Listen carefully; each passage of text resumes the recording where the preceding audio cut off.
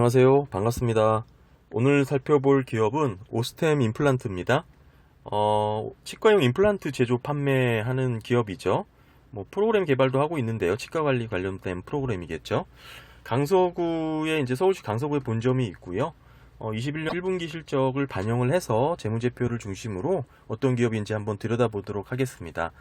먼저 보시면 기업의 외형이 꾸준히 증가하고 있는 모습 확인할 수 있습니다. 자산이 2020년 대비 397억 원 증가했습니다. 9,983억 원 되었고요. 올해 2021년 자산이 1조를 넘어설 수 있을 것으로도 보이고요. 아직 1분기의 변화뿐임에도 불구하고 이렇게 외형이 증가하고 있는 모습 확인할 수 있습니다. 부채도 증가하고 있는데요. 4% 331억 원 증가를 하여 8,032억 원 이렇게 기록되었고요. 자본도 마찬가지로 1,950억 원 이렇게 잡혔습니다. 보시면 지금 부채에 대한 비중이 상당히 높은 거 확인하실 수 있죠. 전체 자산이 9,983억 원인데요.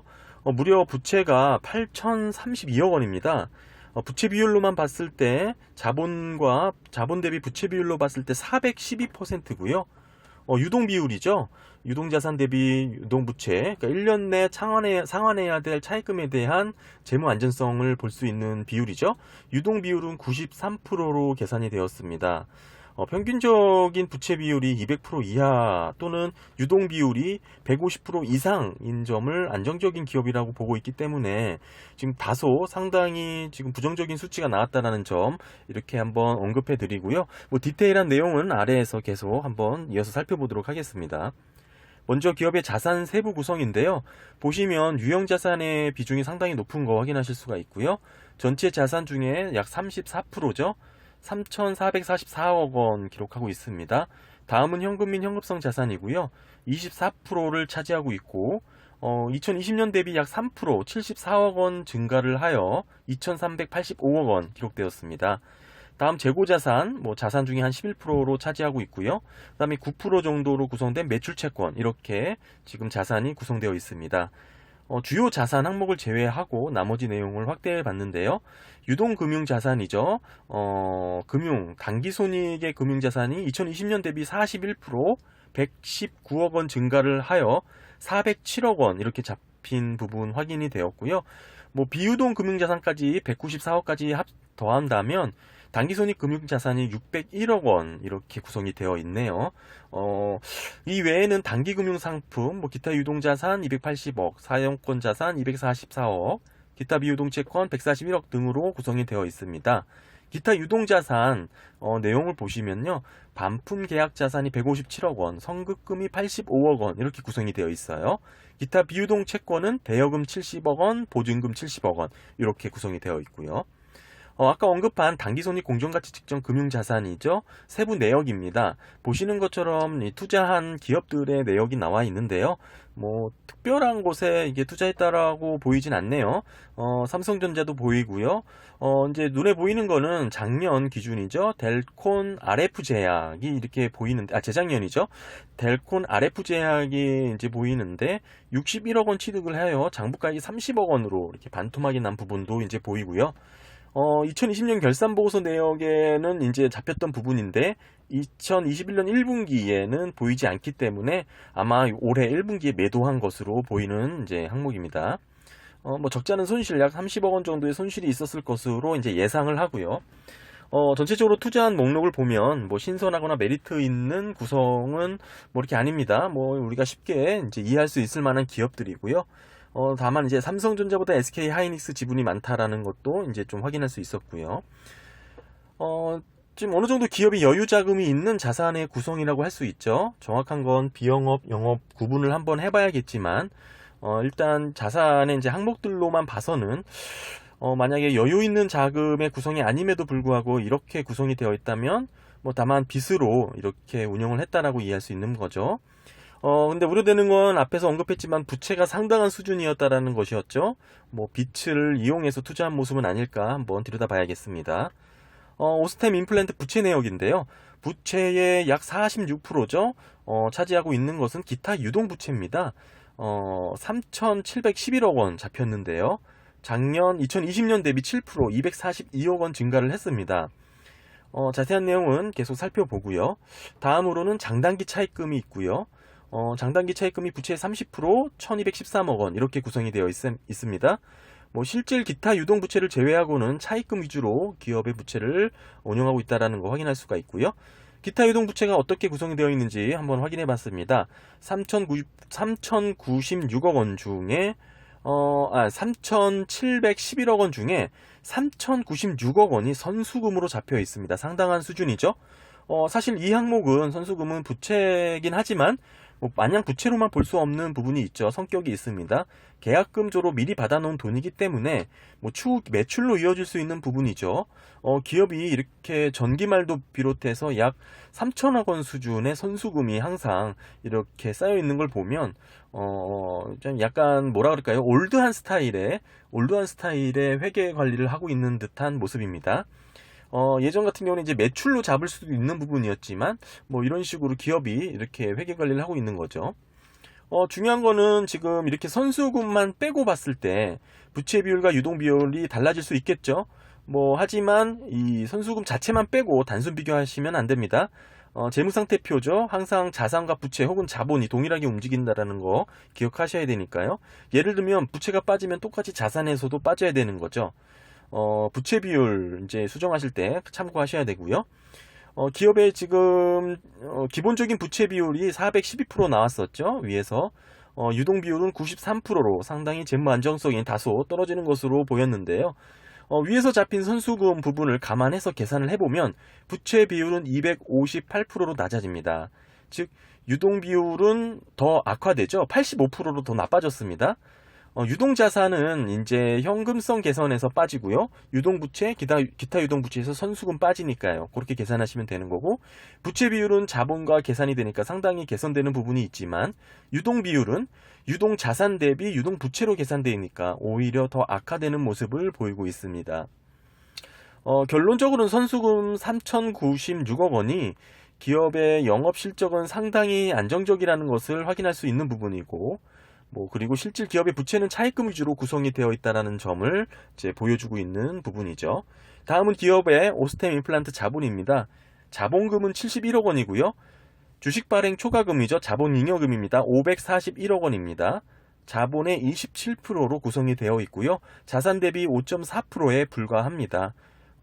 기업이 그동안 꾸준히 이익을 창출했다고 볼 수 있는 단면이고요. 역시 이익잉여금은 지금 보시는 것처럼 자본의 93%를 차지하고 있고요. 게다가 2020년 대비 4.4% 76억 원 증가를 하여 1,807억 원이 되었습니다. 자본 구성의 대부분이 이익잉여금으로 이뤄졌다는 점 상당히 좋은 부분이죠. 기업이 자본이 건강하고 지난 과거에 기업의 실적이 어느 정도 훌륭했다는 것을 반영하고 있다는 의미죠. 다음은 오스템 임플란트 매출액 성장 부분입니다. 2020년 어려운 시기였음에도 불구하고 그렇게 큰 지장이 없는 모습 보여주고 있고요. 2014년도부터 꾸준하고 안정적인 매출 성장 확인하실 수 있습니다. 지금 매출 총이익률과 보시면 총이익률은 다소 변동이 되고 있지만 수치적으로 보면 3에서 4% 수준이고요. 어느 정도 결국 계속 우상향하고 있다는 점, 매출 총이익이 증가하고 있다는 점 추이로 보셔야 될 것 같고요. 지금 시장이 확대되고 있다는 점을 의미하죠. 그리고 그 속에서 매출 총이익률이 늘어나고 있다는 것은 기업의 역할, 포지션이 매우 안정적이고 굳건하다 이렇게 이해할 수도 있는 부분입니다.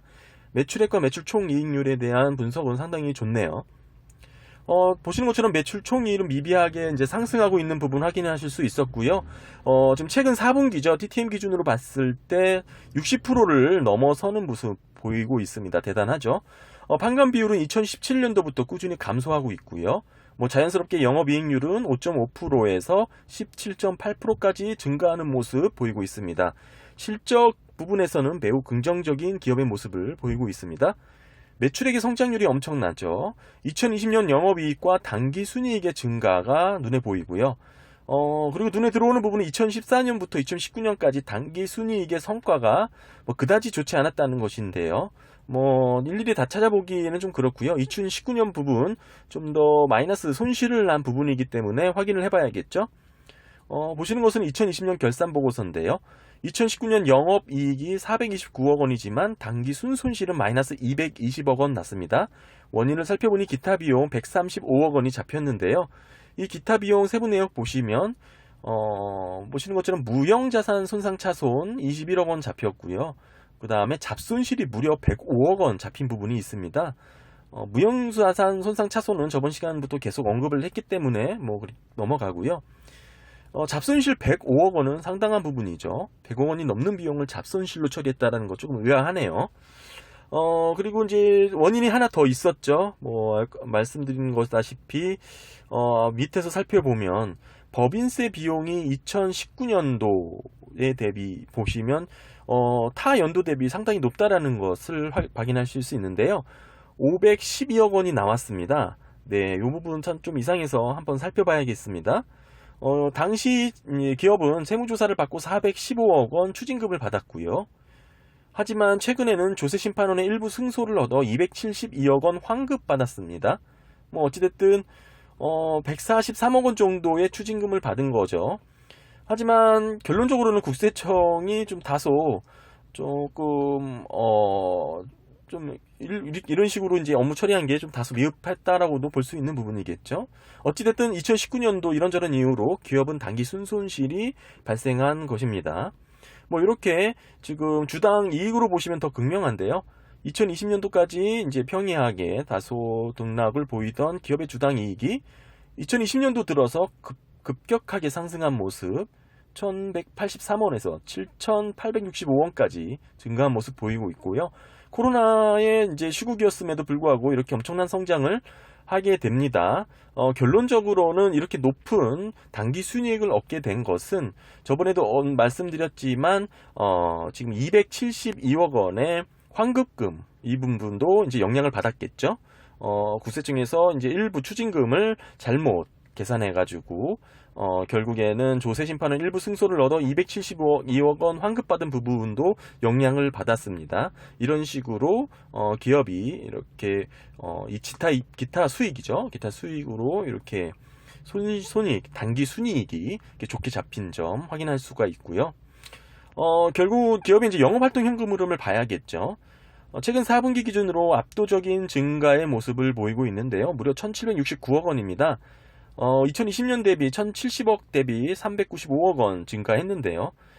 지금 1분기 반영뿐임에도 불구하고 지금 이런 큰 차이를 보이고 있고요. 연말 결산 기준으로 가게 되면 어느 정도 비슷한 수준으로 조정이 될 것으로 예측이 되지만요. 분기 보고서 기준으로 보게 된다면 전분기와 두드러진 차이점을 보이는 항목을 봐야겠죠. 반품 충당부채 환입금이 들어왔고요. 대손상각비 등입니다. 결국에는 영업실적에 있어서는 정말 더할 나위 없이 좋은 기업이다라고 평가할 수 있겠네요. 당기순이익이 1231억 원이고요. 538억 원과 차이가 나기 때문에 조정 내역을 살펴보면 보시는 것처럼 감가상각비가 144억 원 정도 발생했고요. 21년 TTM 기준입니다.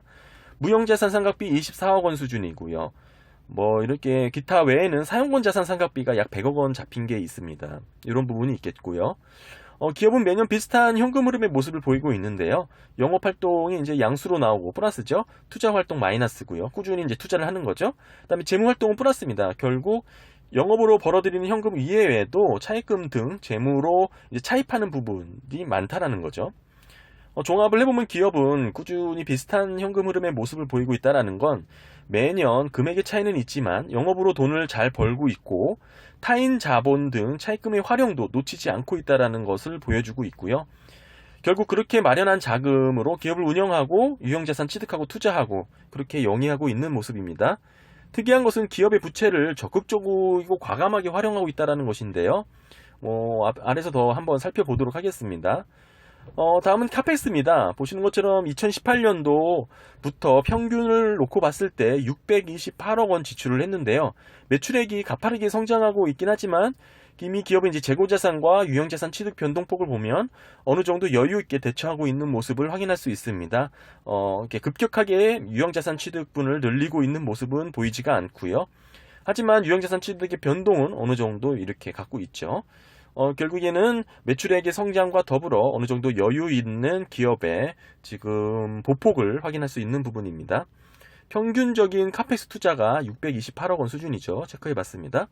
다음은 기업이 여유 자금이 있는지, 여윳돈이 있는지, 현금 부자인 기업인지 확인해 보기 위해서 비영업 자산을 분류를 해봤는데요. 보시는 것처럼 쭉 항목들 나열되어 있고요. 기업의 비영업 자산은 3,359억 원 잡혔습니다. 금융자산, 기타 등등 해서요. 투자 부동산도 있고요. 관계기업 투자 부분도 있습니다. 부채가 포함되어 있기 때문에 금융부채, 차입부채를 차감을 해야겠죠. 쭉 전환사채 등 비영업 부채 합계가 보시는 것처럼 3,461억 원 나왔고요. 순비영업 자산이 마이너스로 나왔습니다. 적자이네요. 기업이 현금 부자는 아니라는 뜻이죠. 현금을 쌓아놓고 있지는 않습니다. 위에서 살펴봤지만 부채를 계속 적극적이고 과감하게 활용해서 지금 기업을 운영하고 있는 기업의 성격을 확인할 수가 있고요. 순비 영업자산이 마이너스 102억 원 나왔습니다. 큰 비중은 아니지만 적자 폭이 크진 않지만 지금 기업이 비영업자산이 마이너스로 나왔다는 점 확인할 수 있었습니다. 그래프로 보시면 더 극명하죠. 순비 영업자산 적자 폭이 크지 않죠. 102억 원 마이너스 수준이고요. 2,112억 원이 아니죠. 순영업자산 2,052억 원으로 현재 실적을 창출하고 있는 기업의 모습입니다. 기업의 실적이 지금 다소 부족했다라고 이해하기보다는 기업이 적극적으로 부채 활용을 하고 있는 경영 스타일을 보이고 있다. 이렇게 이해할 수 있겠네요. ROIC를 계산해 보면 46.6%가 나왔습니다. 자본 대비 수익률을 보면 무려 65%가 나왔죠. 엄청난 차이죠. 기업은 부채 활용을 정말 최대치로 정말 활용하고 있다. 그로 인해서 주주의 이익을 극대화하고 있다라고도 이해할 수 있는 부분입니다. 자산 대비 ROA로 볼 때 수익률이 12%에 불과한데요. 역시 지금 자산 파트에서 재무 안전성에 대한 우려가 다소 높긴 했지만 그걸 수익과 영업 실적으로 커버하고 있는 기업의 전형적인 모습이죠. 주주들에게는 높은 수익률로 보답한다라는 명분이 있고요. 다만 다소 기업의 재무 안정성을 우려해야 한다는 실정임은 맞습니다. 그렇다고 하더라도 개인적으로 봤을 때 요즘처럼 유동성이 넘쳐나는 시대에서는 무작정 돈을 쌓아놓고 있는 것보다는 낫다고 볼 수 있는 부분입니다. 부채로 자금을 조달해서 어디에 투자를 했냐, 이것이 관건일 텐데요. 아까 잠깐 살펴봤듯이 금융자산 투자 내역을 보더라도 눈에 띄는 매력적인 성과 포인트를 찾기는 다소 어려웠습니다. 낮은 금리를 활용하여 투자하는 건 좋은데 딱히 어디에 투자를 해야 될지 모르는 그런 모습을 보인 건 아닌가 아쉬움을 확인할 수 있었던 부분이고요. 쉽게 설명을 드리면 대출받아 삼성전자 주식 투자한 것과 비슷하다 이렇게 이해할 수도 있겠네요. 기업의 일반 펀은 12배고요. 유동주식수 지분 5% 이상 최대주주 등을 제외하고 자사주 제외한 거죠. 유동주식수로 놓고 봤을 때는 9배까지 떨어지는 모습 확인할 수 있었습니다. 기업의 ROE 실적을 통해서 적정 주가를 분석하면요. 97,631원이 나왔어요. 지난 종가 주가 기준이 112,400원이었는데요. 이미 많이 오른 모습을 보이고 있죠. 다소 고평가되었다고 볼 수 있는 부분입니다. 하지만 지금 이 ROE를 통한 적정 주가 계산은 제일 중요한 ROE 수치와 자본 지배 부분 예측치가 결국 추정이라는 거죠. 컨센서스 추정을 이용했고요. 특히 ROE의 경우 2020년 79%에 비해서 2021년 36%로 다소 보수적으로 예측했다는 점을 놓쳐서 지금 보시면 2020년도 ROE가 78.8% 이렇게 확인되고 있죠. 상당히 높은 수치입니다. 저는 평년 대비 엄청난 수치와 차이를 보이고 있는데요. 이 부분 그대로 받아들이시면 안 되는 게, 아까도 말씀드렸지만 지금 위에서 살펴보면 이 기업은 특이사항이 있었죠. 결국에는 지금 법인세, 추징금이 있었습니다. 당시 2019년도 세무조사를 받고 415억 원 세금 추징금을 받았고요. 하지만 2020년도에 조세심판원 일부 승소를 얻어서 272억 원 환급받은 부분이 있습니다. 결국에는 이런 환급으로 인해서 2020년도 당기 순이익이 월등히 높아지는 부분이 있었고요. 결국에는 지금 이 ROE도 그 영향을 받을 수밖에 없었죠. 지금 보시는 2020년 ROE 78.8%를 그대로 받아들이시면 안 된다는 거죠. 지금 특이한 수익, 그러니까 특별 수익이죠. 일회성 수익으로 인해서 발생한 부분이기 때문에 때문에 2021년 아무리 실적이 좋다고 하더라도 지금 그대로 받아들일 수 없는 수치인 것입니다. 결국에는 지금 예측했던 컨센서스들이 예측했던 2021년 ROE를 이제 더 다소 보수적으로 잡을 수밖에 없었던 원인이 되고요. 2020년도 78%에 비해 2021년 아무리 실적이 좋아도 36%로 이렇게 이제 예측할 수밖에 없는, 추정할 수밖에 없는 부분이 되겠죠. 즉 어떻게 되었든 컨센서스 예측에 따라 추정을 하긴 했지만 보시는 것처럼 ROE 실적이 다소 더 늘어난다면 주가 예측 부분은 더 높아질 수 있다는 점 말씀드리고요. 어느 정도 감안해서 투자하시는 분들이 판단하시면 도움이 될 것 같습니다. 다음은 EV/EBITDA와 잉여현금 흐름인데요. 기업의 FCF 잉여현금 흐름은 1247억 원이 나왔습니다. 배당을 충분히 할 만한 기업이지만 어찌인 연유인지 이번에서야 첫 배당을 했는데요. 주당 630원 수준이고 배당 수익률은 0.7%였습니다. 배당에 인색한 기업이라고 볼 수 있지만 정말 종합을 해보면 실적은 정말 압도적인 모습을 보이고 있는 기업이죠. 개인적으로 봤을 때는 의도적으로 부채 비율 관리를 하고 있다는 모습이 보였고요. 부채를 적극 활용하는 기업 경영 스타일이다. 이건 기업의 고유 경영 스타일이니까요. 다만 이제 재무 안전성에 대한 어느 정도 각별한 주의가 필요하겠죠. 수치상으로 봤을 때는 재무 비율이 다소 높지만 내부학을 들여다보면 선수금이 3천억 이상이었다는 점, 그리고 감가 상각비보다 두세 배 많은 유형자산 취득, 카펙스 투자를 하고 있다는 점도 긍정적인 부분이었고요. 결국에는 미래에 대한 매출 성장 확보에 대한 동력을 꾸준히 생각하고 지속적인 투자를 하고 있다, 설비 재투자를 하고 있다, 이렇게 볼 수 있는 부분이죠. 연구개발도 마찬가지입니다. 매출 대비 6% 수준의 연구개발 투자도 꾸준히 하고 있는 기업입니다. 전반적으로 긍정적인 모습이 많고요. 다만 수치적으로 나온 재무 비율의 안전성 부분은 다소 지금 충분히 극복할 수 있는 것으로 보이는데요. 어찌됐든 좀 더 지켜봐야겠죠. 이번 기업의 이제 이슈 관련해서는 최근 지주회사 전환이 무산된 부분이 있는데요. 벌써 두 번째 지주회사 전환을 이제 진행을 했다가 무산이 되었습니다. 주가는 오히려 상승했지만 지금 공식적인 이유로는 대외 환경 불확실성 증가라고 언급을 했지만요. 지금 재추진 공시가 2달 전이었다는 것을 감안한다면 그다지 그 2달 사이에 대외 환경이 확실히 나빠졌냐라고 볼 수 없는 부분이 있죠. 공감이 가진 않습니다. 결국엔 지분 교환 양도 차익으로 인한 면세 효과를 위해 취준을 계속하고 있긴 하는데 무산되고 있다는 것을 이제 볼 수가 있죠. 왜 무산이 됐냐, 여러 가지 언급들이 많지만요. 가장 쉽게 접근할 수 있는 부분이 부채 비율이 있죠. 지주회사가 되기 위한 요건이 지금 부채 비율 200% 초과는 안 되는데요. 지금 위에서 살펴봤지만 기업은 411% 수준이죠. 2배 높습니다. 부채 비율이 결국 발목을 잡은 거죠. 예전에 왜 이렇게 회계 관리를 했는지는 모르겠지만 어찌됐든 지금 어설픈 주장, 혹시 이거를 모르고 지금 지주회사 전환을 추진했을 거라고는 생각하진 않는데요. 이것 때문에 만약 부채 비율 때문에 지금 지주회사 전환이 무산이 되었다면 상당히 어설픈 결정이었다고 볼 수가 있겠죠. 결론적으로는 주가는 환호로 보답을 했기 때문에 조금 더 외형적인 성장을 기대하는 심리가 반영이 되었다고 볼 수 있겠죠. 오늘 이렇게 좀 간단하게 기업에 대해서 한번 살펴봤습니다. 오스템 임플란트 실적에 대해서는 더할 나위 없이 좋은 기업이었고요. 부채 비율 또한 400%가 넘는 어느 정도 수치를 보이고 있지만 대부분이 이제 선수금 등 안정적인 부채라고도 볼 수 있는 부분 이렇게 확인했고요.